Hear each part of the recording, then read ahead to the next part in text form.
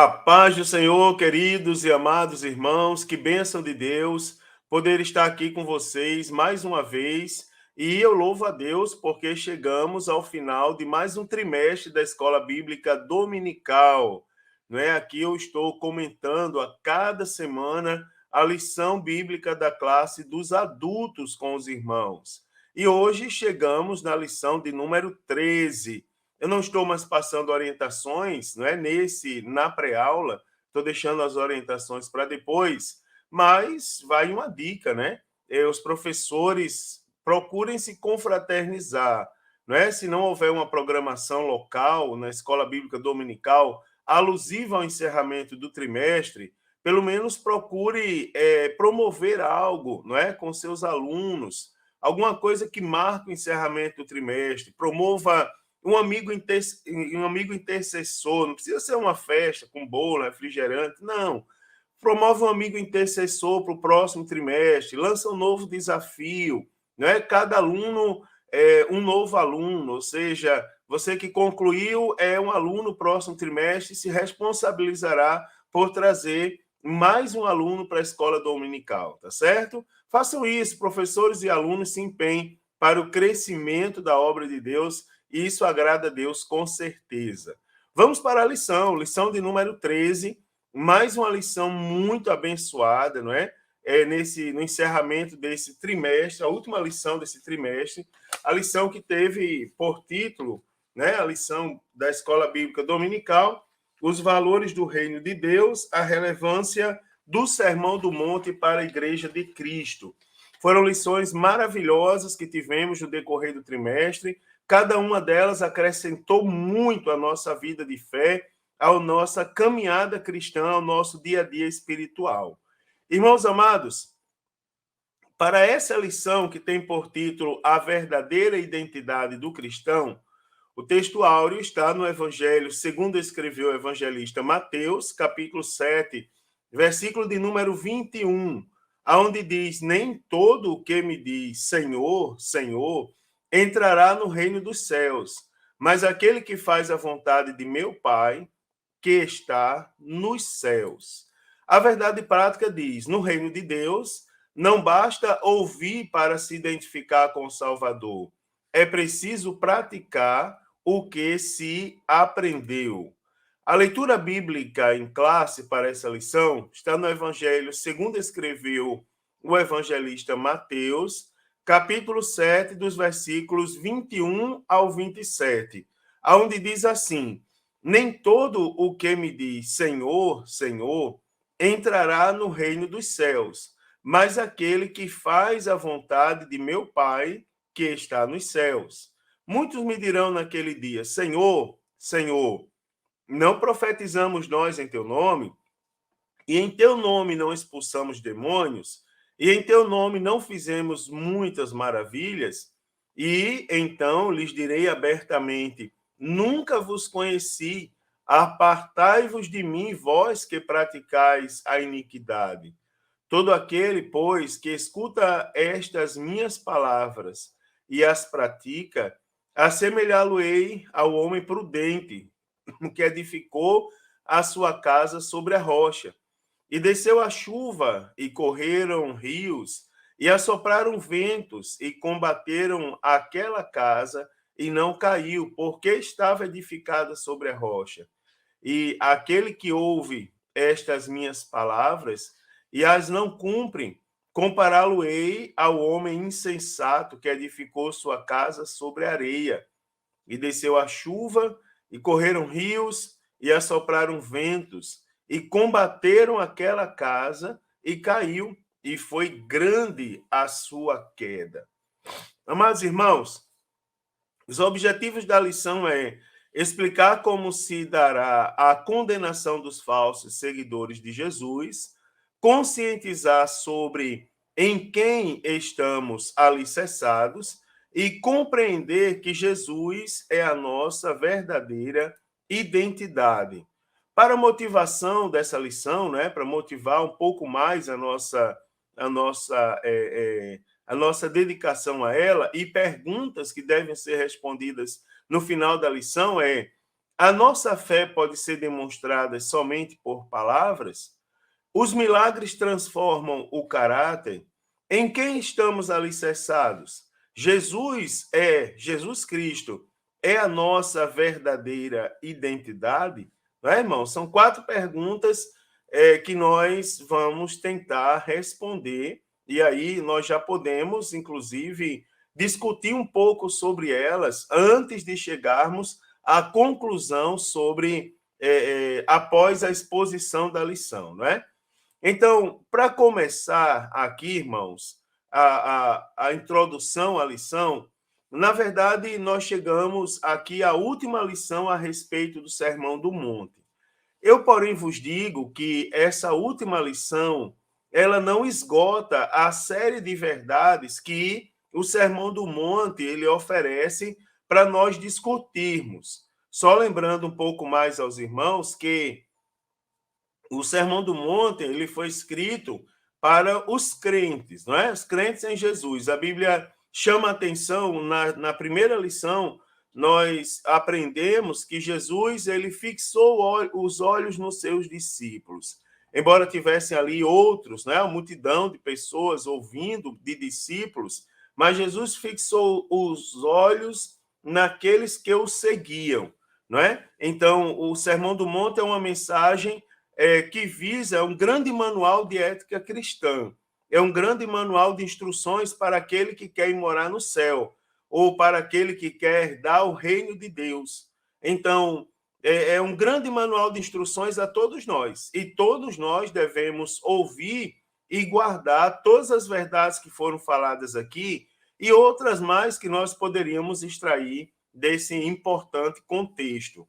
Então, nessa mensagem conclusiva, o objetivo da lição é mostrar o que Jesus Cristo apresenta aos seus discípulos que eles devem fazer e como eles devem fazer para, de fato, fazerem a diferença no mundo. Então, nessa lição, veremos que essa diferença não pode ser só por palavras, mas principalmente no modo de viver, uma vez que o Sermão do Monte ele visa moldar o nosso caráter. Então, a pessoa que fala, ela tem autoridade para falar se as pessoas que ouvem, elas perceberem que o caráter desta pessoa está transformado ou é mudado pelas próprias palavras que ele ensina, não é? Isso nos dá autoridade para tratar sobre determinado assunto. Então, nessa lição, nós vamos ver que é preciso ouvir e praticar o que Jesus ensinou. Então, nisso consiste a verdadeira identidade dos discípulos de Jesus. São aqueles que ouvem e mais também colocam em prática os ensinamentos do Senhor. Então, veremos aqui, eu quero mostrar aos irmãos a definição do termo identidade e também pontuar a condenação de Jesus aos falsos seguidores. Também comentar sobre a advertência de Jesus sobre o nosso verdadeiro alicerce e mostrar algumas lições da parábola, né, dos 2 fundamentos que se aplicam à nossa experiência diária como servos do Senhor. Preste bem atenção. Para começar, vamos falar, definir um pouco identidade. O que vem a ser identidade? Segundo o dicionário, identidade vem do latim, né? Identitas, que é definida como a qualidade da personalidade de alguém. Observe, identidade é a qualidade da personalidade de alguém, ou um conjunto das características individualizadas que distingue uma pessoa ou uma coisa. Não é? É a soma de caracteres de uma pessoa distinguindo-as das demais. É o reconhecimento que o indivíduo é próprio. Não é? É o conjunto de traços particulares que identificam a pessoa. O dicionário Champlin ele diz o seguinte: alguns estudiosos supõem que o caráter e as características da personalidade são frutos do desenvolvimento com base na experiência de cada um, condicionadas pelo meio ambiente do lar, da comunidade, da escola, do trabalho, da religião e sua prática, não é? Da comunicação em massa. Então, identidade, irmãos, em resumo, não é? Conjunto de características individuais, né, que distinguem uma pessoa de outra, tá certo? Que distinguem uma pessoa das demais, não é? Um conjunto de traços particulares que identificam a pessoa. Agora, sabendo disso, a gente começa já a observar a maneira como Jesus ele tratou, aliás, a maneira como ele condenou os falsos seguidores. Preste atenção que em Mateus 7,1 o texto diz assim: nem todo o que me diz Senhor, Senhor. O que Jesus tenta mostrar aqui? O evangelista ele mostra, através do ensinamento de Jesus, que no reino de Deus, apenas expressar palavras em seu nome não basta, mas é preciso colocar em prática. Aqui, irmãos, é necessário deixar claro alguma coisa. Por exemplo, o objetivo da lição não é falar mal de quem prega a palavra de Deus. O objetivo da lição não é falar mal de quem ensina a palavra de Deus. Até porque nós aprendemos na própria escola bíblica dominical que há diferenças de dons, diversidade de dons e diversidade de ministérios. Não é? Alguns Jesus escolheu como mestres, outros como pastores, outros como evangelistas, outros como doutores. A grande questão do Sermão do Monte, quando diz colocar em prática, diz respeito a ter o caráter moldado pelas palavras que são ensinadas pelo Senhor Jesus. Então, apenas expressar palavras não basta. É preciso que, como sal da terra e luz do mundo, as pessoas olhem para a gente e vejam que nós temos o caráter verdadeiramente moldado pelas palavras que nós pronunciamos. Então, por isso o apóstolo Paulo escreve que o reino de Deus não consiste só em palavras, mas principalmente em virtude. O apóstolo João ensina que não devemos amar só de palavras, mas por obra e em verdade. Então, preste atenção que apenas mais uma observação é que o Senhor Jesus ele não rejeita confissão verbal e sincera, não é, irmãos? Quando esta confissão resulta de um coração transformado, não é? A fé cristã também é confissão. Nós temos que aceitar Jesus, não é, como Senhor e Salvador. Eu prego e os irmãos pregam também que com o coração as pessoas creem para a justiça, mas com a boca elas fazem a confissão para a salvação. Então a fé cristã também é confissão. O batismo em águas, por exemplo, é ou não é uma confissão pública de um novo nascimento, né? De um comprometimento com o reino de Deus. Agora preste bem atenção que para que essa confissão seja autenticamente cristã, ela tem que ser genuína e sincera, provada pelas verdadeiras ações e submetidas ao senhorio do nosso Salvador, não é? Ela não pode ser coisas. Lembre-se que quando o autor ele destaca que a confissão deve ser autenticamente cristã, genuína e sincera, ele está mostrando que quando Jesus, a questão não é como os homens nos veem, a questão é como Jesus está nos vendo, né? E lembre-se que Jesus nos vê e ele vê além do que as pessoas podem ver. As pessoas veem em nós o que? A aparência, as pessoas ouvem as palavras que nós pronunciamos. Agora, a Bíblia Sagrada diz que antes que as palavras venham à nossa boca, Jesus já sabe. Né? Então, aqui a Bíblia está chamando a atenção que nós não podemos ficar de fora do reino. E para não ficarmos de fora do reino, não é? Não basta falar. Muitos vão falar sobre Jesus e não vão salvar naquele dia. Por quê? Vão falar, irmãos, o inimigo, quando tentou Jesus no deserto, Ele tentou por meio da palavra. Então, falar a palavra, o inimigo também fala. Agora, a questão é ter o caráter moldado, que são as atitudes que estão sendo abordadas aqui. Um outro ponto interessante é que os milagres, eles não interferem, não é? Ou não transformam o caráter. Eu dizer que os milagres não interferem no caráter. Né? Os milagres não transformam o caráter. Se nós observarmos lá no capítulo 7 do Evangelho segundo escreveu o evangelista Mateus, no versículo de número 23, está escrito assim, ó: então lhes direi abertamente: nunca vos conheci, apartai-vos de mim, vós que praticais a iniquidade. Ou seja, Jesus disse: muito me dirão naquele dia, falarão naquele dia: Senhor, não profetizamos nós em teu nome? E em teu nome não expulsamos demônio? E em teu nome não fizemos muita maravilha? Jesus diz: nunca vos conheci. Apartai-vos de mim, vós que praticais a iniquidade. Então, infelizmente, irmãos, há uma febre, não é? Atual que eu digo de poucos anos para cá, que muitos se aventuram no farisaísmo. Muitas pessoas estão interpretando ser crente, não é? Na minha igreja mesmo, uma vez, chegou um rapaz dizendo que era diretor não é, de cinema, tal. Não tenho nada contra diretor de cinema, mas ele foi me pedir para dar um curso de cinema para os jovens da igreja. Eu disse: olha, não é muito nosso objetivo na igreja.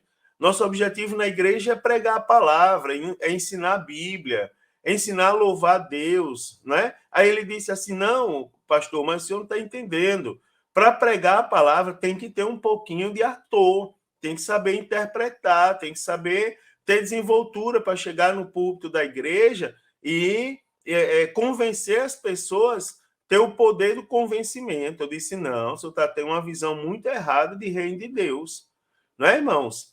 Esse é o tipo da pessoa que pensa que realizar grandes milagres, desenvolver grandes ministérios em nome de Cristo é a prova de fazer a vontade de Deus. Jesus Cristo, quando do seu ministério terreno, ele nunca se impressionou com lisonjas humanas, tá certo? A Bíblia, ela veementemente, digamos, ela nega a falsa piedade, ela rejeita a falsa piedade. Tiago, capítulo 2, do versículo 18 ao 20, diz assim, ó, diz: mas dirá alguém, tu tens fé e eu tenho obras. Mostra-me a tua fé sem obras e eu te mostrarei a minha fé pelas minhas obras. Tu crês que há um só Deus? Faze bem. Também os demônios o creem e estremecem. Mas, ó homem vão, queres tu saber que a fé sem obras é morta? Não é, irmãos? Então, a Bíblia Sagrada, ela rejeita a falsa piedade. Então, o ensino de Jesus mostra que a pregação, os milagres e maravilhas realizados em seu nome não são provas de um verdadeiro discípulo de Cristo. Lembre-se, o que é que Jesus está procurando em nós, através do Sermão do Monte? O caráter, a formação interna, coração moldado. Então, Jesus ele mostra que haverá condenação para os falsos seguidores, não é? Pois eles serão desmascarados e eles não entrarão no reino de Deus. O que nós temos que fazer, irmãos, é sermos cuidadosos quanto aos movimentos que dão ênfase apenas em milagres e maravilhas e não cuidam do desenvolvimento do caráter cristão. Movimentos que não trabalham moldar, que não confronta, não é? Aqueles movimentos que tem aí de sobra, que não confronta, que não prega mais a Bíblia como ela é. Eles simplesmente querem agradar e atrair público com a suposta exposição de milagres e prodígios, tá certo? Nós temos que fazer a vontade de Deus. E o verdadeiro discípulo de Cristo é aquele que vive em total obediência a Deus, fazendo sua vontade. Mateus 7:21 diz: mas aquele que faz a vontade do meu Pai, que está nos céus. Então, do grego, telema, a palavra vontade, do grego telema, a palavra vontade significa uma determinação, uma escolha ativa ou passiva, tá certo? Inclinação, né? Inclinação no sentido de desejo, vontade, prazer. Então, fazer a vontade de Deus é obedecer com determinação seus preceitos, ou seja, a sua palavra. É ter objetivo, irmãos. Vamos ter objetivo, vamos obedecer a palavra com o objetivo de morar no céu. O nosso objetivo é o reino. Jesus é o nosso grande modelo, né, de fazer a vontade de Deus. Ele fez tudo, fez isso em tudo. Jesus sempre foi obediente a Deus. E essa também é uma condição que Deus nos exige para entrar no reino, não é? Então, todos quantos querem fazer parte de Deus procuram fugir do pecado. Por isso, por isso é que a gente, na oração que foi ensinada para nós fazermos, foi dito: seja feita a tua vontade. Então, é a vontade de Deus que o Espírito Santo produza o verdadeiro caráter de Cristo em nós. Então, oremos como salmista, lá no Salmo 143, verso 10, onde ele diz: ensina-me a fazer a tua vontade, pois tu és o meu Deus. Guia-me o teu bom espírito por terreno plano. Não é, irmãos? Então, essa é a vontade de Deus, que nós sejamos obedientes à sua palavra e, através da nossa obediência e dedicação a ela, nós tenhamos o nosso caráter verdadeiramente transformados, não é? Jesus, ele condena uma vida cristã apenas por palavra. Ele diz: nem todo aquele que diz Senhor, Senhor entrará no reino dos céus. Ele adverte, irmãos, aqui sobre os que proclamam o seu nome com lábios, porém não cumprem a vontade de Deus. Jesus ensina que devemos confessar nossa fé de modo verbal. Contudo, esse ato deve ser acompanhado de obediência, não é, irmãos? Aos mandamentos do Senhor Jesus. Não basta dizer Senhor, Senhor. Como algumas pessoas, e a maioria delas, elas procuram viver uma vida de aparência. Elas procuram viver uma vida de suposta santidade em Cristo Jesus. É necessário, irmãos, é necessário sermos autênticos, não é? Verdadeiros em nossa confissão. Essa deve ser, e essa a nossa confissão deve estar seguida de profunda obediência ao Senhor Jesus. A Bíblia Sagrada, ela nos traz advertência, não é? Quanto a sermos cumpridores da palavra e não somente ouvintes. Ó. Tiago, capítulo 1 e versículo de número 22, diz a palavra de Deus: sede cumpridores da palavra e não somente ouvintes, enganando-vos com falsos discursos. Então, é uma determinação muito clara. É necessário, irmãos, nós sermos autênticos e verdadeiros, não é? Em nossa confissão. E esta deve estar seguida de profunda obediência ao Senhor Jesus.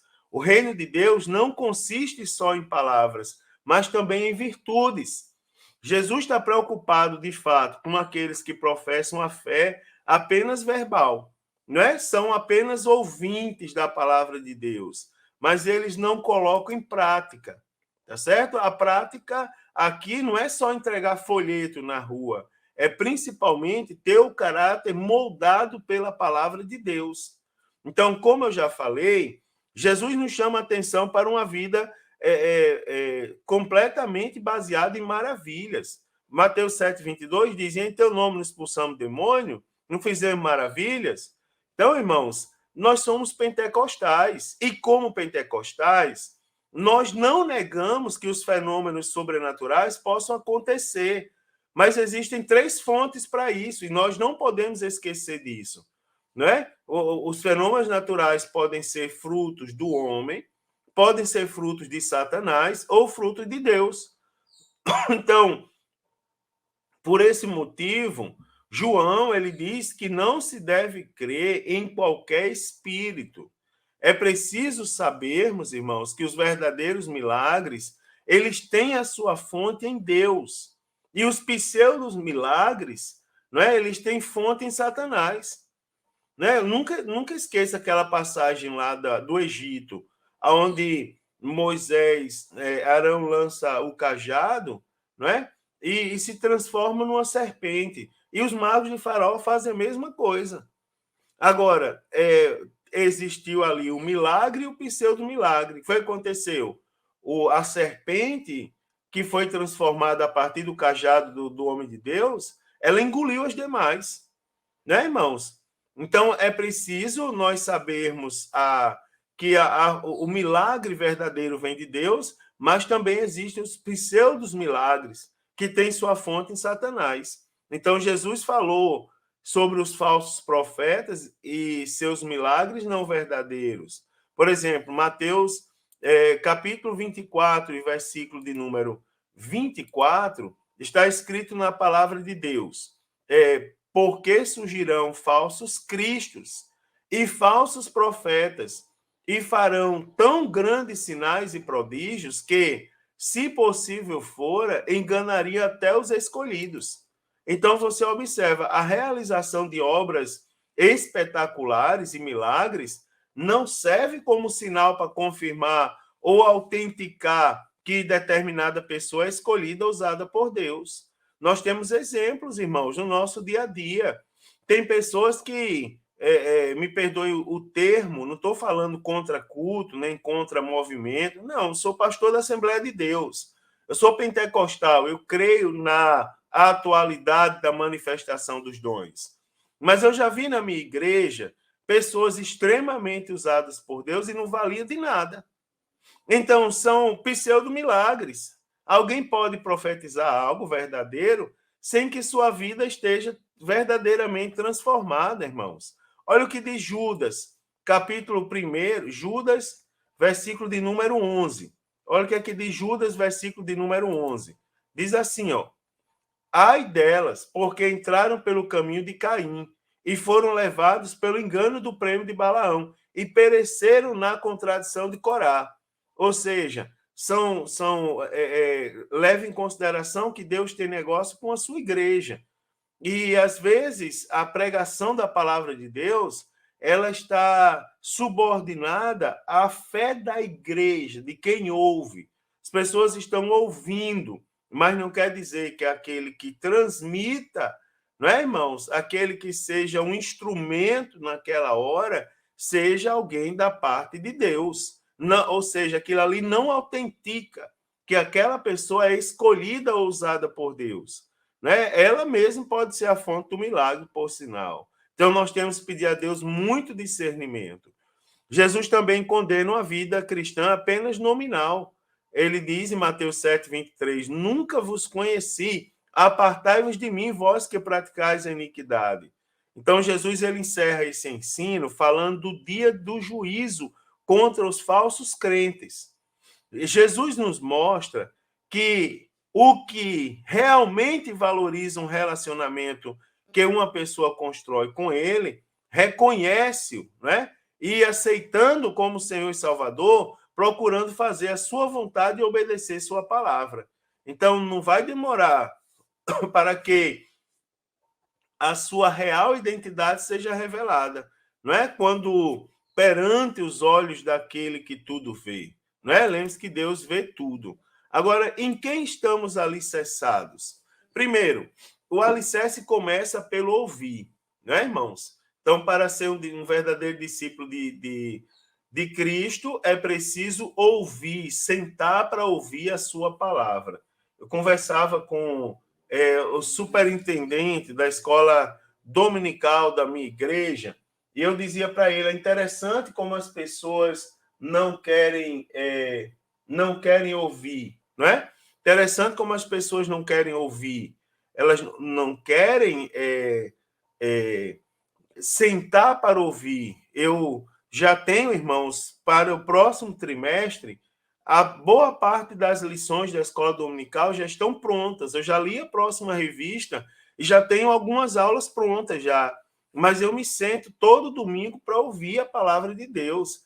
Por mais simples que seja o servo de Deus que está sendo transmitindo a palavra, por mais simples que seja o seu linguajar, não é? O seu vocabulário, mas ele está sendo instrumento do Espírito Santo para nos transmitir verdades. Então, para ser um verdadeiro discípulo de Jesus Cristo, é preciso ouvir a sua palavra, não é? Suas palavras são eternas, espírito e vida. É por meio da palavra de Deus que o interior do ser humano é transformado verdadeiramente. Atente aí, querido, para a expressão minhas palavras de Mateus 7:24, não é? Aonde está escrito da seguinte maneira, Mateus 7:24, todo aquele, pois, que escuta estas minhas palavras, não é? E as pratica. Ou seja, preste atenção para o termo minhas palavras. Então, do grego, a palavra é logos, não é? Mas no texto ela se encontra no genitivo, né? Um modo da gramática grega cuja ideia central é de posse. Né? Então, não é qualquer palavra que devemos ouvir, mas é a palavra de Jesus, não é? A minha palavra, tá certo? Não é ouvir a palavra, né, que fulano teve aí um revelamento, não, é a palavra de Deus. A palavra de Deus é poderosa, é o Logos, não é? Conforme a linguagem de João, Jesus Cristo é a essencial palavra de Deus, a sabedoria perfeita unida ao próprio Deus, unida ao Pai. Então, assim, os que querem construir a sua casa espiritual precisam começar a construção ouvindo o que o grande engenheiro da eternidade disse, não é? Então, as palavras de Deus é o alicerce da nossa verdadeira edificação espiritual. Nos Salmos de número 127 e verso 1, está escrito assim na palavra de Deus: se o Senhor não edificar a casa, em vão trabalham os que edificam. Se o Senhor não guardar a cidade, em vão vigia a sentinela.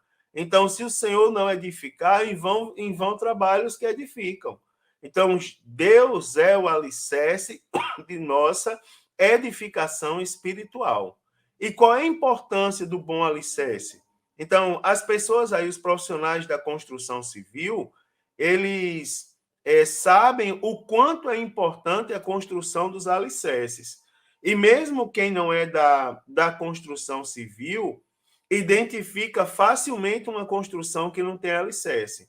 Ela é muito fraca, ela balança e ela cai com qualquer incentivo, não é? Ela não é firme.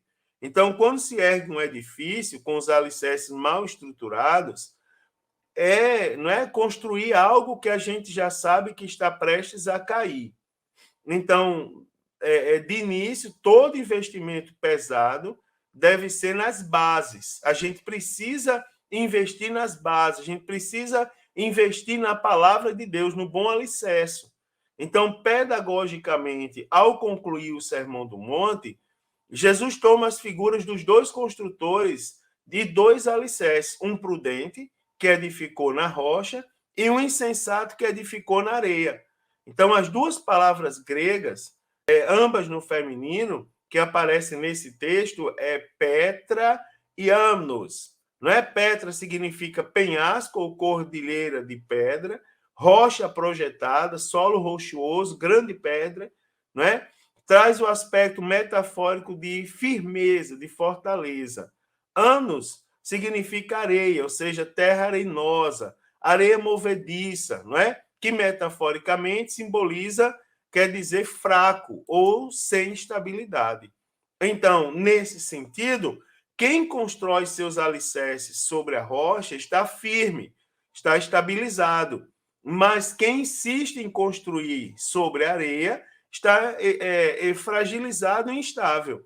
Eu posso dizer aos irmãos, acreditem, ou por que não dizer como os grandes linguistas, pasmem, que muita gente prefere construir de forma fragilizada, prefere fazer as bases sobre a areia e ficar sujeito, não é, às instabilidades em consequência das ondas desse mundo. Então, quem edifica na rocha está firmado para suportar os reveses da vida, não é? Ainda que venha o vento, que os ventos enfurecidos soprem, não é, irmãos? Vêm de todas as direções, mas nada vai abalar a fé de um crente que está afirmado na rocha. Então, aquele que edifica na areia, não é, que expressa indecisão, dúvida, negação, a queda é certa. O apóstolo Paulo, em 1 Coríntios 3:10, ele diz: veja cada um como edifica sobre ele. Ou seja, veja cada um, observe cada um o fundamento, não é? Isso aqui é muito interessante. A relevância do praticar, né, irmãos? A importância do praticar o que nós ouvimos. Então, escutar e praticar são as palavras de Jesus, são a prova, grande prova que o discípulo está pronto para viver em obediência a Deus, não é? Se ele desenvolveu, inclusive, é um dos objetivos do discipulado. Nós precisamos observar e identificar se os nossos discípulos, se as pessoas que nós estamos formando no discipulado, elas desenvolveram a capacidade de ouvir a palavra e colocar em prática. Ou seja, se ela não vai ser levada, irmãos, por outro tipo de ensino, tá certo? Ensino enganoso. Então, o que ouve e pratica, ao que ouve e pratica, o Senhor Jesus chamou de construtor prudente, né? Do grego prominós, né? Que aparece como adjetivo que quer dizer inteligente, sábio, pois que a pessoa prudente, irmãos, ela não fundamentou a sua vida em efêmeros postulados humanos, mas na grande rocha eterna que é o Senhor Jesus. Se tiver que tomar uma decisão, escolha Jesus, tá certo? Então, já o segundo construtor é descrito como insensato, porque ele ouve, mas não pratica os ensinos do mestre. Então, aqui, ó, do grego moróis, aparece com o adjetivo tolo, ímpio, incrédulo, né? E é o motivo pelo qual os que são assim não atentam para a palavra de Deus, porque eles são o quê? Tolos, ímpios, incrédulos. Então, percebem os dois tipos de pessoa nesta sessão, em Estudo Prudente, assim nós podemos perceber, né? Os tipos de pessoas, no caso, o prudente e o sábio.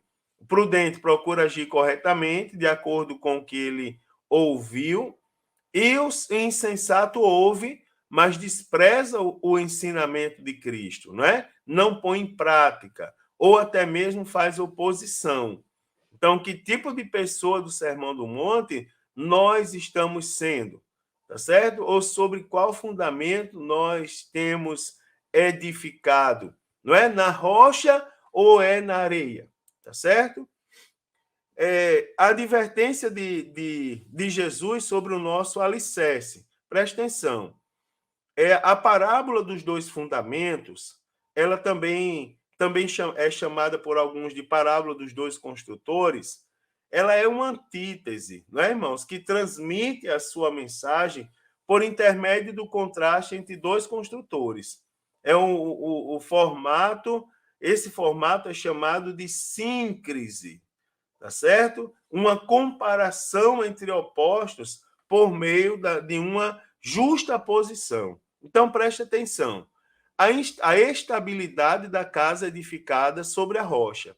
Então, o primeiro dos construtores é chamado de o construtor prudente. Não é? A nossa casa espiritual, nós precisamos ser construtores prudentes. Não é? A nossa casa espiritual precisa estar bem construída para não cair diante das intempéries da vida, não é? Mas como chuvas, tais como chuvas torrenciais, ventos fortes, correntezas caudalosas, não é? Então, a palavra combater é literalmente cair sobre ou cair contra, ou seja, essas variações do tempo representam um tipo de força ou peso que repentinamente se lança sobre determinado lugar. Jesus Cristo afirmou que uma casa poderá resistir ao mau tempo se tiver sido edificada sobre um firme fundamento, não é? Ou um fundamento firme. Se isso significa, irmãos, que embora nós estejamos sujeitos a experimentar diversidades, nós seremos capazes de superá-las se tivermos alicerçados na rocha eterna que é Jesus Cristo. A segunda coisa é, primeiro, nós temos a estabilidade da casa edificada sobre a rocha e agora nós temos a instabilidade, né, da casa que foi edificada sobre a areia. A que foi edificada sobre a rocha, ela é estável. A que foi edificada sobre a areia, ela é instável, tá certo? Então, segundo o construtor, é chamado de o segundo construtor é chamado de construtor insensato. E não é muito difícil a gente perceber a insensatez dele. Afinal, ele construiu a casa sobre areia. Né, irmãos? Essa pessoa aí, ela não tem senso ou razão, nem para demonstrar e a menor perspicácia, não é? Então, se houvesse bom senso nesse construtor, jamais a sua casa seria construída sobre areia. Cá para nós, irmãos, sejam sinceros, não tem muita gente aí que prefere declaradamente construir a casa sobre areia, mesmo sabendo as tempestades ou as consequências, não é? Então, a imprudência desse homem aí, desse homem insensato, construiu a casa sobre areia, não consiste em deixar de ouvir as palavras do mestre, mas em ouvi-las e não se preocupar em praticá-las. Eu vou dizer uma coisa a você, tem muitos no nosso meio que estão assim. Então, trata-se de pessoas que produzem uma vida, que possuem uma vida vulnerável, sujeita a tropeços, a maioria deles fatais, também por quanto não está alicerçado na obediência à palavra de Deus, né? Alguém que possui a vida vulnerável, uma vida vulnerável, sujeita a tropeços, e tudo isso porque não está alicerçado na obediência. Já tomou outro tipo de verdade como lições de vida. Algumas lições da parábola dos dois mandamentos. Olha como é interessante isso aqui. O termo hebraico yassar significa fixar, fundamentar, alicerçar. Então, essa parábola, ela nos ensina, irmãos, que é possível tirar conclusões sobre a qualidade das casas. É impossível, aliás, tirar conclusões sobre as qualidades das casas olhando apenas para a aparência exterior delas, tá certo? Então, afinal de contas, não é?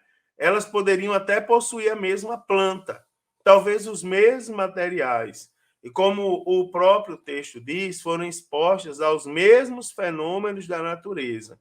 Caiu a chuva, vieram as enchentes e soprou o vento com força. Né? Então, é impossível observar que, aliás, me perdoe, é possível, né? É possível observar que a tempestade revelou a única e essencial diferença entre elas, que era exatamente o alicerce, né? Algumas lições nós podemos tirar dessa parábola maravilhosa. Primeiro, Jesus estava falando dele mesmo como símbolo da rocha. Veja só, a rocha é Jesus. Então, na explicação da parábola, Jesus salienta que o sentido figurado representa todo aquele que vai a ele, ouve as suas palavras e a leva a sério. Põe em prática tudo o que Jesus ordena, porque pôs a sua confiança nele. Essa pessoa, irmãos, está edificando sobre um verdadeiro fundamento, o que se apoia na rocha que é Cristo. Então, à luz da Bíblia, é coerente a interpretação de que esta rocha se refere ao próprio Senhor, não é? Ao próprio Senhor Jesus. Jesus estava falando de dois tipos de pessoas com destinos diferentes também. Então, o sábio construtor é aquele que ouve as palavras de Jesus e as coloca em prática. Não é? Este primeiro é um homem previdente, não é? Uma pessoa cautelosa. Ele compreende que o tempo bom e sem nuvens não durará para sempre. Chegará a estação das chuvas, que traz com eles algumas consequências, traz com ela algumas consequências, inundações e desastres, não é, irmãos? Então, ele cava e afunda mais e mais até que, por fim, o fundo toque o fundo rochoso. Então, cavou e abriu bem fundo e pôs os alicerces sobre as rochas. Quanto que o construtor insensato não edificou uma casa sobre areia, não é, irmãos? Na verdade, edificou uma casa sobre areia, ou seja, uma casa sem alicerces. Então, Jesus afirma que aquele que ouve os seus ensinamentos e vive de acordo com eles é semelhante ao construtor sábio, porquanto que aquele que ouve os seus ensinamentos e não vive de acordo com eles é igual a um construtor sem juízo, tá certo? Então, duas pessoas com dois destinos completamente diferentes. Jesus também estava falando da tempestade da vida. Então, as chuvas, elas são inevitáveis, né, irmãos? E no tempo bom, cada casa parece segura, mas preste atenção que somente a estabilidade de suportar as tempestades revela a qualidade de uma boa construção. Isso é interessante aqui. Muito interessante, né, irmãos?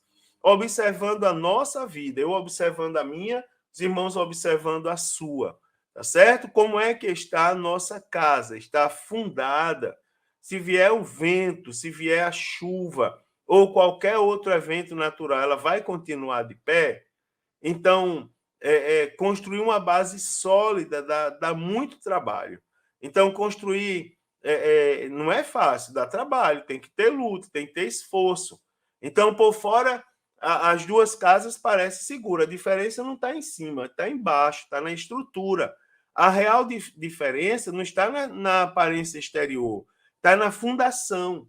Então, nós construímos, não é? Ou sobre a rocha ou sobre a areia, ou com profundo alicerce ou sem alicerce.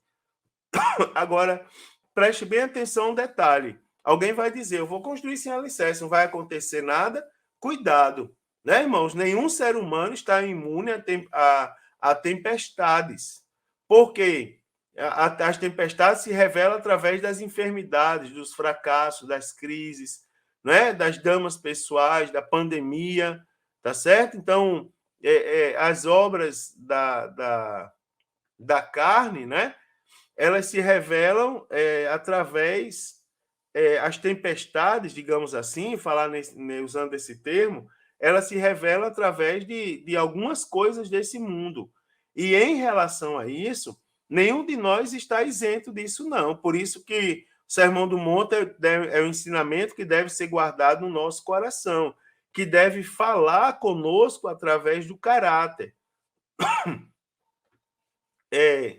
Mas aquele que construírem, né, irmãos, sobre a base sólida de fé no Senhor Jesus, não será abalado e permanecerá firme para a glória de Deus.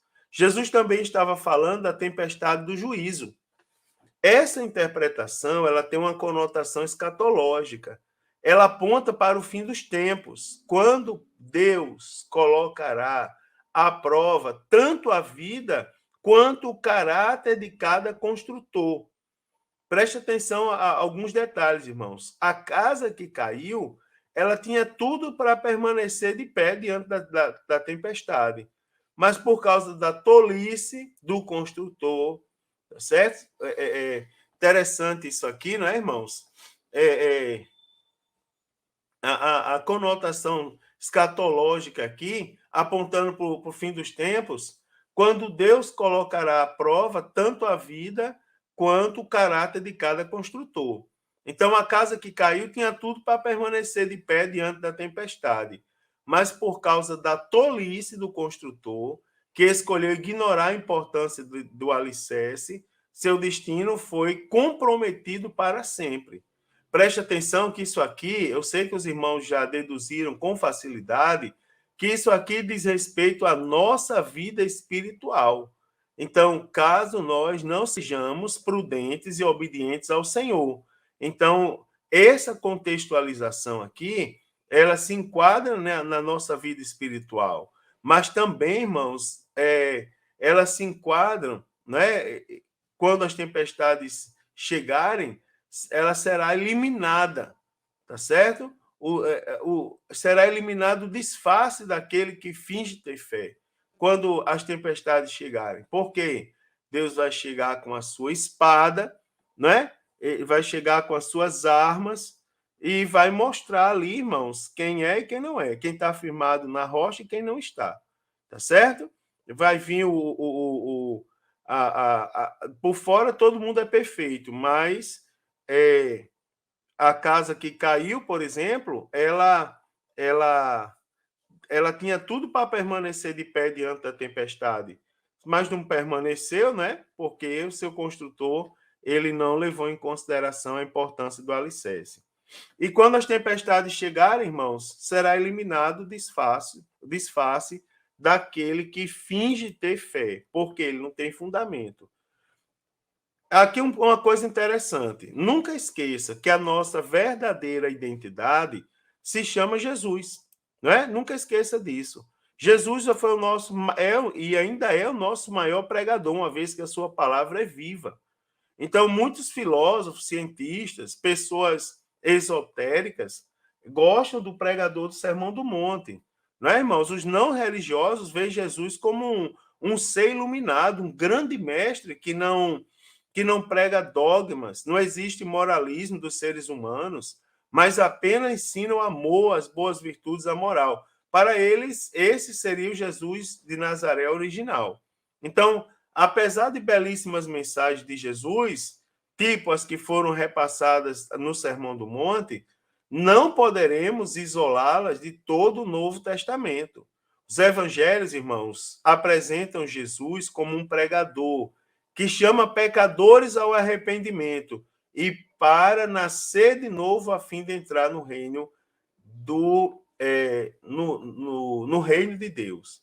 Então, o Sermão do Monte não apresenta um mestre meramente humano, apresenta o Filho de Deus, né, irmãos, que nos trouxe a todos nós a salvação, glória a Deus por isso, e o qual devemos imitá-lo em toda a nossa vida. Também, a autoridade do ensino de Cristo.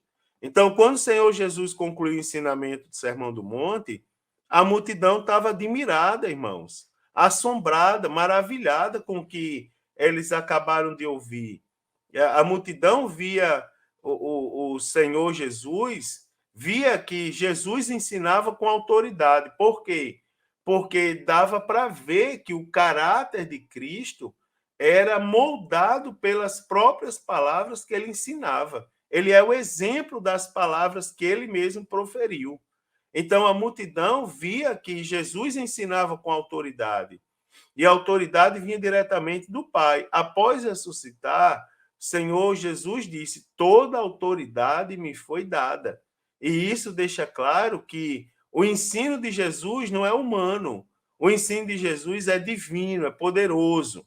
Então, todos nós somos chamados pela palavra de Deus a reconhecer que a nossa autoridade para pregar, evangelizar e ensinar vem de Deus, porque a palavra de Deus ela é viva e ela é eficaz. Olha só, numa perspectiva a respeito da doutrina das últimas coisas, o apóstolo João ele disse que quando o Senhor Jesus se manifestar, o veremos e seremos semelhantes a ele. Agora preste bem atenção ao detalhe. Para nós chegarmos lá, é preciso nós andarmos como filho de Deus, não é? Agora, né? Desenvolvendo as beatitudes que foram ensinadas por Jesus, sendo, por exemplo, sal da terra e luz para esse mundo, priorizando, irmãos, a justiça de Deus, vivendo o amor de Cristo, orando, jejuando, ofertando de maneira sincera. Então, dessa maneira, vamos nos identificando cada vez mais como com Jesus e formando a nossa verdadeira identidade, ou seja, moldando o nosso caráter. Então, se somos chamados para entrar pela porta estreita, não é? Produzir frutos verdadeiros, rejeitar o formalismo e procurar fazer a vontade de Deus verdade, com verdade. Então, essa tem sido a nossa identidade, né, irmãos? Nós somos chamados para entrar pela porta estreita. Somos chamados para produzir frutos verdadeiros. Somos chamados para rejeitar o formalismo e procurar fazer a vontade de Deus com verdade. Agora, a grande questão é: essa tem sido a nossa identidade, não é? Essa tem sido o nosso objetivo? Então, veja que lição maravilhosa, irmãos.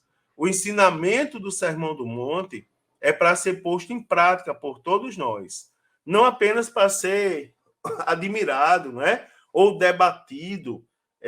O debate faz parte do crescimento intelectual, mas o Sermão do Monte não é só para ser debatido, tá certo? A preciosidade dos conteúdos que nós achamos ali só pode ser provada verdadeiramente quando praticamos o que o sermão nos ensina. Então, irmãos, veremos o quanto a virtude do reino tem um padrão elevado e celestial. A ética do reino não é deste mundo, ela é do céu. E para viver essa ética do céu, é preciso termos o caráter verdadeiramente transformado, a fim de que, com o nosso viver, nós possamos glorificar e exaltar o nosso Deus. Que lição maravilhosa, mais uma lição preciosíssima, mais um momento maravilhoso na presença do Senhor Jesus. Eu espero que você tenha uma excelente aula. Eu espero que Deus continue lhe abençoando e eu lhe convido a fazer o propósito para, no próximo trimestre, não faltar uma escola dominical sequer, tá certo? Ano passado, no final da Santa Ceia, teve o culto da virada de ano e teve, depois se via a primeira Santa Ceia do ano, é um costume daqui de Joinville. E irmãos amados, é interessante aquilo ali, não é? É muito interessante, porque nós temos que fazer compromisso, agradecer a Deus pelo que passou e nos comprometermos a continuar. Então, continue firme, servindo a Deus, fazendo a vontade dele, tá certo? E sendo um aluno verdadeiro e autêntico da escola dominical. Deus abençoe. Forte abraço a todos, em nome de Jesus.